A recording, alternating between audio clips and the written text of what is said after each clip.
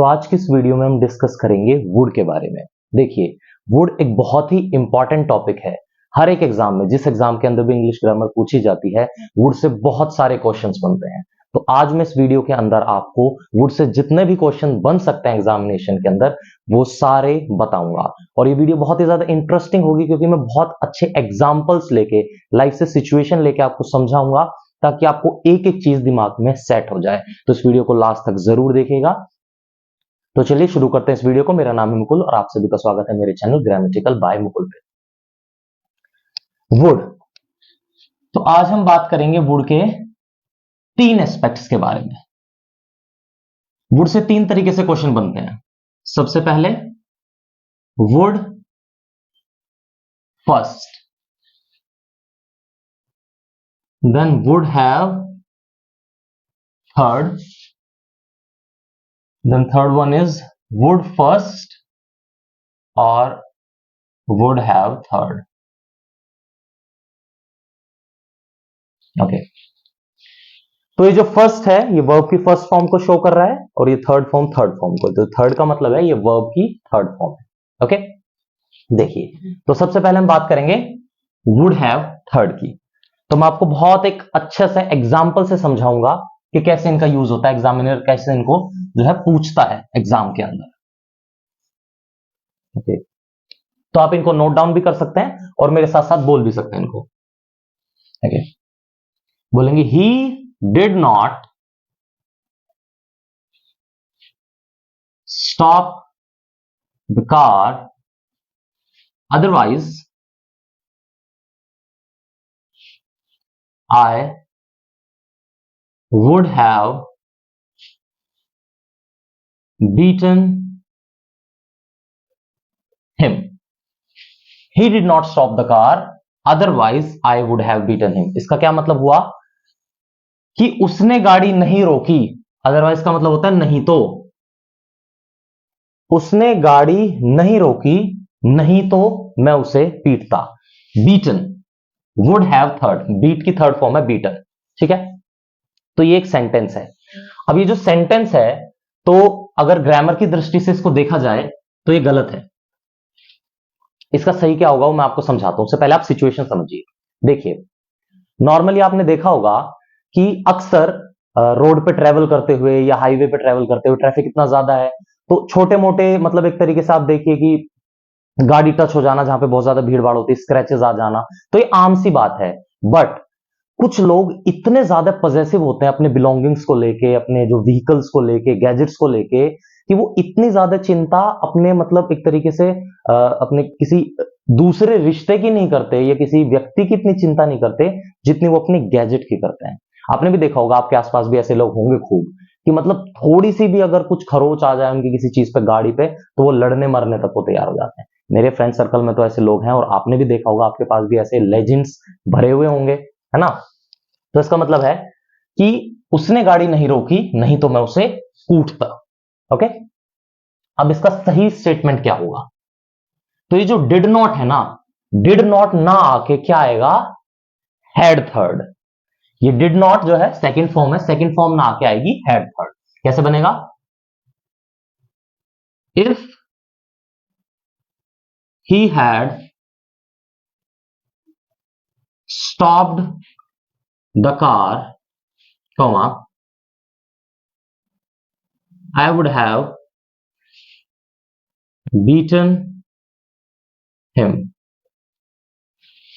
If he had stopped the car, had third, stop की third form stopped, अगर वो गाड़ी रोक देता तो मैं उसे कूटता। तो जो would have थर्ड है ना, had थर्ड और would have थर्ड, ये क्या है कि अगर ऐसा होता तो ऐसा हो जाता, अगर वैसा होता तो वैसा हो जाता। वो चीज हुई नहीं बट वो ऐसा हो जाता। अगर वो गाड़ी रोक देता तो मैं उसे पीटता, अगर ऐसा होता तो ऐसा हो जाता। तो ये इस तरीके से सेंटेंस बनते हैं। और इसका एक और एडवांस तरीका बोल लीजिए आप कहने का, ये दूसरा तरीका बोल लीजिए, नॉट एडवांस। इसको लिख सकते हैं, had he stopped the car, had he stopped the car. ये जो हैड ही है ये पहले आ गया, इफ हटा दिया। Had he stopped the car, comma, I would have beaten him. देखिए ये दोनों ही जो स्टेटमेंट है, ये वाली और ये वाली, ये दोनों ही अपने आप में करेक्ट है। एग्जामिनेशन के अंदर कोई भी पूछी जाए तो दोनों में से कोई भी आएगी तो वो करेक्ट ही होगी। बस क्या है, ये सेकंड वाली स्टेटमेंट में ना एम्फेसाइज कर दिया गया, प्रेशराइज कर दिया गया। जैसे इस स्टेटमेंट तो बोल रहे हैं कि अगर वो गाड़ी रोकता तो मैं उसे कूटता या मैं उसे पीटता, बट इसमें क्या बोल रहे हैं, had he stop the car, कि अगर वो गाड़ी रोक लेता। देखिए एम्फेसाइज कर रहे हैं, स्ट्रेस दे रहे हैं कि अगर वो गाड़ी रोक लेता तो मैं उसे पीटता। तो यही डिफरेंस है, बहुत माइन्यूट सा डिफरेंस है, बट ये दोनों सेम ही है। एग्जामिनेशन के अंदर कोई भी पूछी जाती है तो आप किसी भी को भी टिक लगा सकते हैं, दोनों ही सही है। ठीक है, अब इससे एक और एग्जांपल ले लेता हूं मैं जल्दी से, जिससे आपको सिचुएशन और बेटर समझ में आ जाएगी। देखिए इंग्लिश जो है ना, English is a language first then it is a subject. English एक भाषा पहले है, बाद में वो सब्जेक्ट है। और भाषा जो है भाव को व्यक्त करने की कला होती है। तो सिचुएशन से जो व्यक्ति के भाव, इमोशंस जनरेट होते हैं, उसको व्यक्त करने की कला क्या होती है, भाषा। तो अगर आप सिचुएशन समझेंगे तो आपकी भाषा अपने आप अच्छी हो जाएगी, आपको भाषा समझ में आने लगेगी। देन इसका सेकंड स्टेटमेंट है, बोलेंगे मेरे साथ, she did not ask for the money, she did not ask for the money, otherwise I would have given it. Okay, तो स्टेटमेंट बना कि भाई उसने पैसे मांगे ही नहीं, नहीं तो मैं उसे दे देता। कि भाई उसने पैसे मांगे ही नहीं, नहीं तो मैं उसे दे देता, है ना। तो अगर ऐसा होता तो ऐसा हो जाता, है ना। उसने पैसे मांगे नहीं, नहीं तो मैं दे देता। तो ये जो वुड हैव है, वुड हैव थर्ड, गिव जो गिवन है वो गिव की थर्ड फॉर्म है, गिव गिव गिवन, है ना। तो अगेन एरर है, कहां पे एरर है, ये जो डिड नॉट है सेकंड फॉर्म है, सेकंड फॉर्म ना आके क्या आएगा, हैड थर्ड। कैसे बनेगा sentence, if she had, ask का क्या हो जाएगा, asked, had third, if she had asked for the money, comma I would have given it। कि भाई अगर वो पैसे मांगती तो मैं उसे दे देता। If she had asked for the money I would have given it, पैसे दे देता। ओके, देन सेकंड तरीका दूसरा क्या हो सकता है कहने का, इफ हटा देंगे, had she asked for the money, कि अगर वो पैसे मांगती तो मैं उसको दे देता। Had she asked for the money, comma I would have given, तो मैं पैसे दे देता। ओके, तो ये दो जो स्टेटमेंट हुई ये हो गई वुड हैव थर्ड की। ओके, आई होप आपको अच्छे से समझ में आया होगा, तो आप इसे नोट भी कर लीजिए। देन चलते हैं नेक्स्ट टाइप के वुड पे। आज मैं आपको सारे जितने भी वुड के यूज होते हैं एग्जामिनेशन के अंदर आ सकते हैं पॉसिबल, वो सभी के सभी बता दूंगा कंप्लीट। इस वीडियो के बाद आपको वुड में तो कोई कंफ्यूजन नहीं होगी, ये मैं आपसे गारंटी से बोल सकता हूं। बस you need to practise different types of questions, because it is not necessary that the examiner will repeat the same questions. वो क्वेश्चंस दूसरे पूछ सकता है, बट सिचुएशन यही होगी, तरीका यही होगा, अप्रोच यही होती है ना। स्टेटमेंट दूसरी हो सकती है, तो आपको क्या समझ में आ जाएगा अच्छे से, देन आप प्रैक्टिस कर सकते हैं। ओके, देन सेकंड था वुड फर्स्ट और वुड हैव थर्ड। अब देखिए मैं दो ये स्टेटमेंट लिखता हूं ना, आप देखिएगा। फर्स्ट वन है, if I had third, comma I would have third। Second क्या है, if I second, comma I would first. देखिए अब ये एक तरीके से फॉर्मूला हो गया, आप इसको नोट कर लीजिए। अभी मैं स्टेटमेंट से एग्जांपल देके आपको समझाऊंगा कि इसका मतलब क्या है। देखिए if I had third, third verb की third form, if I second verb की सेकंड फॉर्म। देखिए ये जो पहली वाली स्टेटमेंट है, if I had third I would have third, ये स्टेटमेंट है पावरफुल। पावरफुल व्यक्ति की। कोई व्यक्ति जो पावरफुल है, मतलब जिसके अंदर कोई क्षमता है किसी काम को करने की, वो इस स्टेटमेंट को बोलता है। और ये जो स्टेटमेंट है ये है पावरलेस की। अब मैं आपको एग्जाम्पल देके सिचुएशन से बहुत अच्छे से समझाऊंगा, एकदम क्रिस्टल क्लियर हो जाएगी कि मैं कहना क्या चाह रहा हूं यहां से। ओके, तो आपने नोट कर लिए होंगे। So now let's take 1 or 2 examples. Okay, so the situation is like that. देखिए, आप सभी ने शाहरुख खान का नाम सुना होगा, आप सभी ने आमिर खान का भी नाम सुना होगा। ये दोनों क्या है, ये बॉलीवुड के बहुत अच्छे एक्टर्स हैं, बहुत फेमस एक्टर्स हैं। तो हुआ क्या कि 1990s में एक मूवी आई थी लगान, जो कि बहुत ही ज्यादा एक तरीके से ब्लॉकबस्टर हुई थी, हिट हुई थी, बहुत पैसा कमाया था उसने। तो क्या हुआ, ये जो डायरेक्टर्स, ये होते हैं जो मूवी बनाने वाले प्रोड्यूसर्स, ये क्या काम करते हैं कि स्क्रिप्ट को, जो मूवी की स्क्रिप्ट होती है, उसे एक्टर्स के पास लेके जाते हैं, उन्हें दिखाते हैं कि भाई आप ये स्क्रिप्ट पढ़िए और अगर आपको स्क्रिप्ट अच्छी लगती है तो आप हमारे साथ काम कीजिए, मूवी बनाइए। तो क्या हुआ, ये जो मूवी की स्क्रिप्ट है ये शाहरुख खान के पास लेके गए। तो भाई शाहरुख खान की डीडीएलजे आई हुई थी, वो बहुत बड़े एक्टर, उनका दिमाग खराब हुआ था। अब फॉर वट एवर रीजन उन्हें स्क्रिप्ट समझ नहीं आई, पसंद नहीं आई, क्या हुआ, उन्होंने रिजेक्ट कर दिया कि मैं इस मूवी पर काम नहीं करूंगा।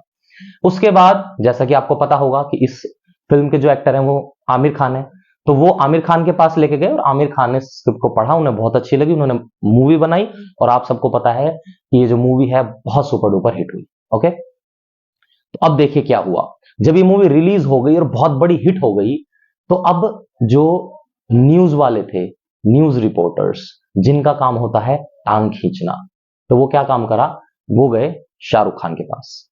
तो उन्होंने शाहरुख खान से क्या सवाल पूछा, उन्होंने शाहरुख खान से पूछा how are you feeling now, कि आपको कैसा महसूस हो रहा है। तो शाहरुख खान ने क्या बोला, शाहरुख खान ने जो बोला वो मैं आपको यहां पर लिख के दिखाता हूं। शाहरुख खान ने बोला, if I had done the movie comma I would have become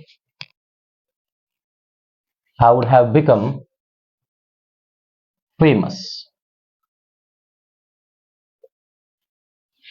If I had done the movie I would have become famous, कि अगर मैं वो मूवी कर लेता तो मैं फेमस हो जाता, है ना, कि अगर ऐसा होता तो ऐसा हो जाता, तो अगर मैं वो मूवी कर लेता तो मैं फेमस हो जाता।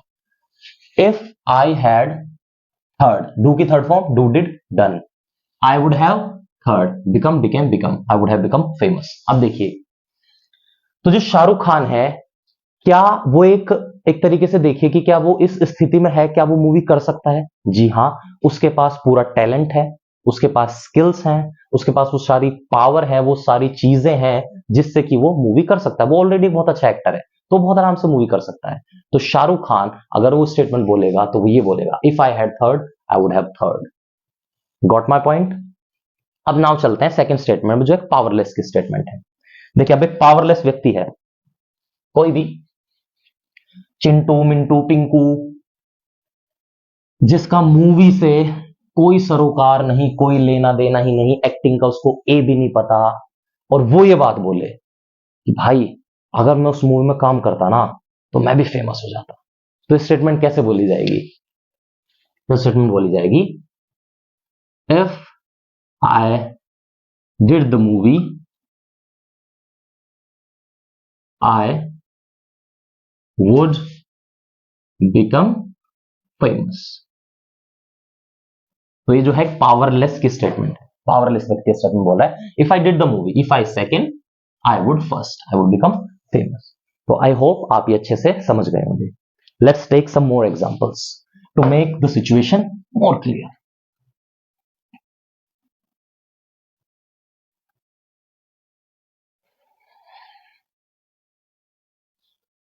ओके, तो एक एग्जांपल है, यूजुअली इसके अंदर जो ये पावरफुल वाली स्टेटमेंट है ना, कि if I had third I would have third, ये वाली स्टेटमेंट एग्जामिनेशन के अंदर आती है, इसी पैटर्न पे क्वेश्चंस आते हैं, और मोर और लेस पीछे आपको वुड हैव थर्ड ही लगाना होता है ना। तो आगे चेंजेस होते हैं उसमें करने।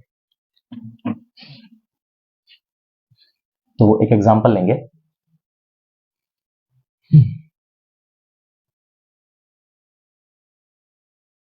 If she studied well for the exam, comma, she would have got first position. So now here is the statement. If she studied well for the exam, she would have got first position. अब आप देखिए ये statement है। अब इसके अंदर आपको क्या एरर नजर आ रहा है? क्या ये स्टेटमेंट सही है? देखिए ध्यान से। तो ये जो स्टेटमेंट है इसके अंदर एक एरर है, ये स्टेटमेंट गलत है। इसके अंदर एरर क्या है? देखिए, इफ शी स्टडीड आ रहा है, यहां पे क्या है? Would have got, would have third, और यहां पे क्या आ रही है? Second form. वो फॉर्मूला याद कीजिए, if I had third I would have third. तो यहां पे इफ शी स्टडीड नहीं आएगा, क्या आएगा? If she had studied comma she would have got first position. भाई कोई भी व्यक्ति या कोई किसी क्लास में कोई व्यक्ति है, अगर वो अच्छे से पढ़े तो क्या वो फर्स्ट आ सकता है ना? कोई इंपॉसिबल तो टास्क है नहीं ये। तो अगर अच्छे से पढ़ा जाए तो फर्स्ट आ सकते हैं। तो ये स्टेटमेंट क्या बनेगी? ये स्टेटमेंट यहां पे आ जाएगा had. If she had studied well for the exam she would have got first position. Okay, एक दूसरी स्टेटमेंट लेते हैं। ओके,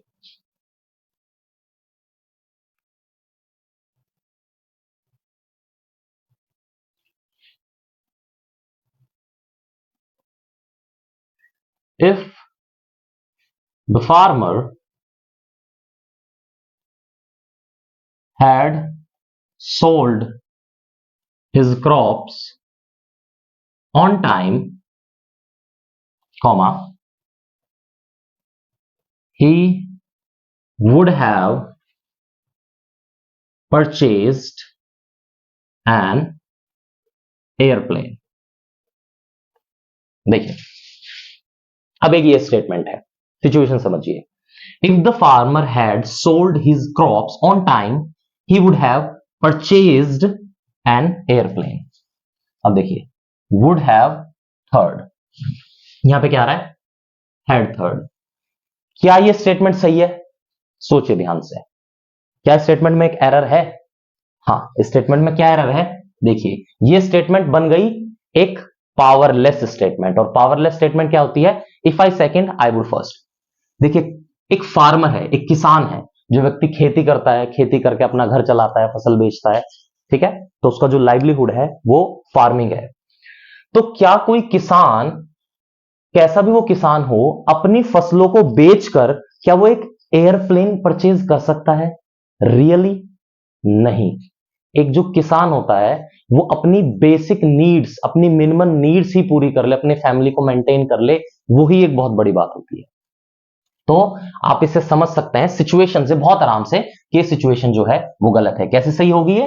तो बनेगा if the farmer sold his crops on time he would purchase an airplane. तो वैसे देखा जाए तो प्रैक्टिकली तो ये स्टेटमेंट मतलब इसका सेंस एक तरीके से गलत ही आ रहा है, क्योंकि वो प्लेन तो नहीं खरीद सकता था। बट वैसे हम देखें ग्रामेटिकली कि if I second I would first, तो ये इसका सही मैनर होगा। बट यूजुअली इस तरह की स्टेटमेंट एग्जामिनेशन के अंदर नहीं आती, क्योंकि ये एक तरीके से सेंस नहीं बना रही है ना। तो इस तरीके से स्टेटमेंट पूछी जाती है, मतलब उसमें वुड हैव थर्ड कहीं ना कहीं से आना होता है। ये तो इसे चेंज करेंगे, है ना, इस चीज को चेंज कर देंगे, फार्मर की जगह कुछ और कर देंगे ताकि वो एक एयरप्लेन खरीद सके। ओके, इंडस्ट्रियलिस्ट लगा देंगे या कुछ भी ऐसा व्यक्ति लगा देंगे। तो ये एक तरीके से जो स्टेटमेंट है वैसे तो प्रैक्टिकल नहीं है, बट वो जो फॉर्मूला हमने बनाया था उसमें फिट होती है ना। तो यूजुअली इसी तरीके से स्टेटमेंट पूछी जाती है जिसमें वुड हैव थर्ड आता है। जो पावरफुल की स्टेटमेंट होती है ना, वही एग्जामिनेशन के अंदर आती है। तो ये मैंने आपको समझाने के लिए बताया है। Now let's move towards our third type. Okay.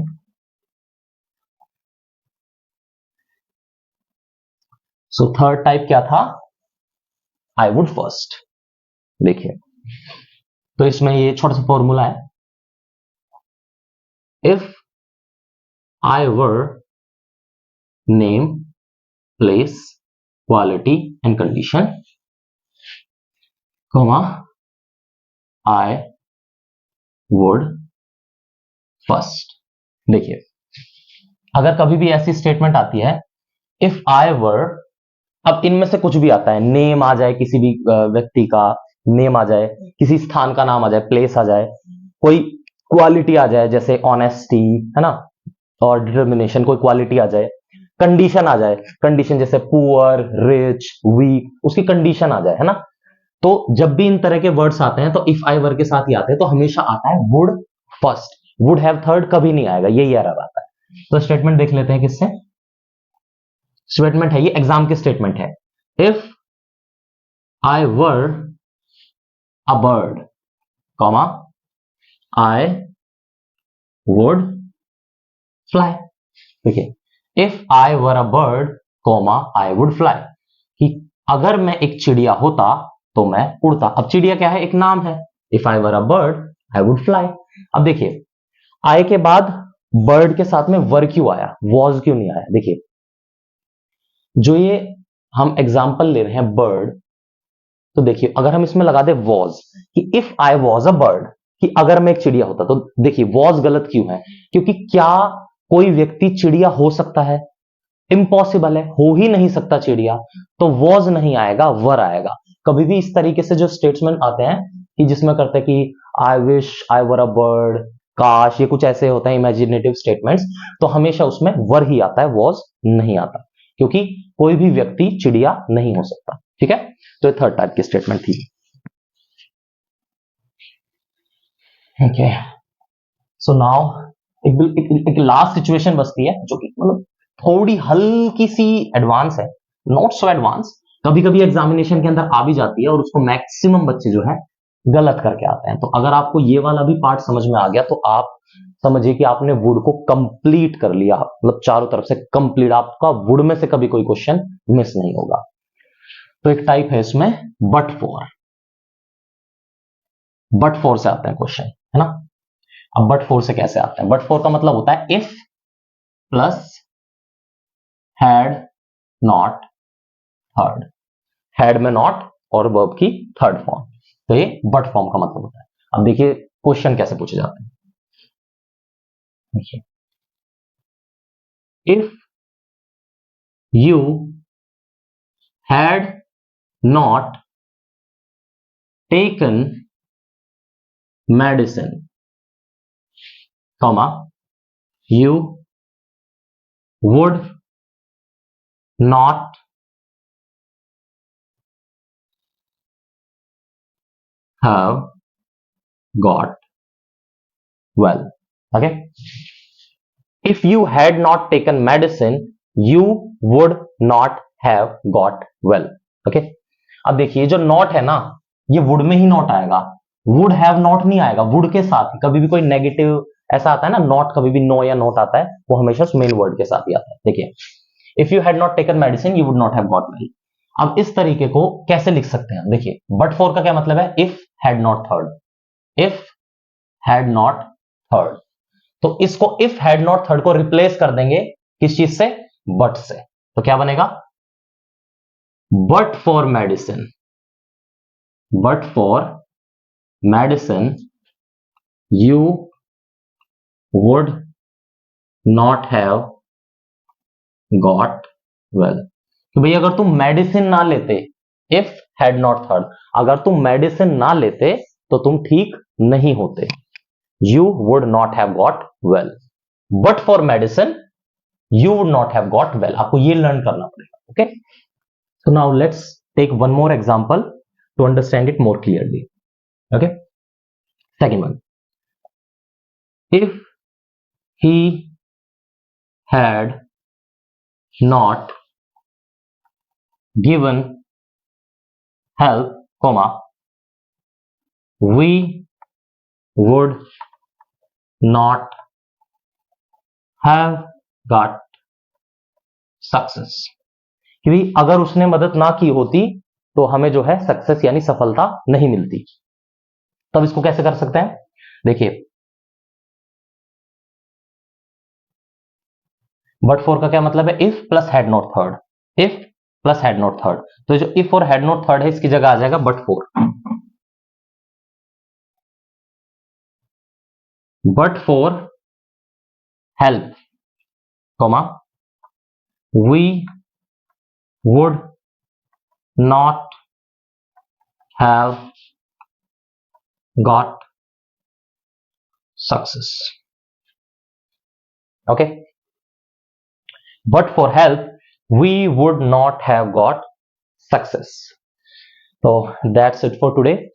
ये जो वुड से जितने भी टाइप्स बन सकते थे मैंने सारे आपको करा दिए हैं एग्जामिनेशन के अंदर, इससे बाहर से कोई क्वेश्चन नहीं आएगा, इन्हीं टाइप्स में से कोई ना कोई क्वेश्चन जरूर आएगा। तो आप इस वीडियो को दोबारा भी देख सकते हैं रिवाइज करने के लिए। ओके, तो आज के लिए इतना ही। अगर आपको वीडियो अच्छी लगी हो तो वीडियो को शेयर कर दीजिए, लाइक कर दीजिए, मेरे चैनल को सब्सक्राइब कर दीजिए, बेल आइकन को प्रेस कर लीजिए ताकि मेरी किसी भी वीडियो की नोटिफिकेशन आप तक सबसे पहले पहुंच सके। तो मैं आपको आगे भी मिलता रहूंगा इसी तरह की वीडियोस के साथ। तब तक के लिए टेक केयर, गुड बाय।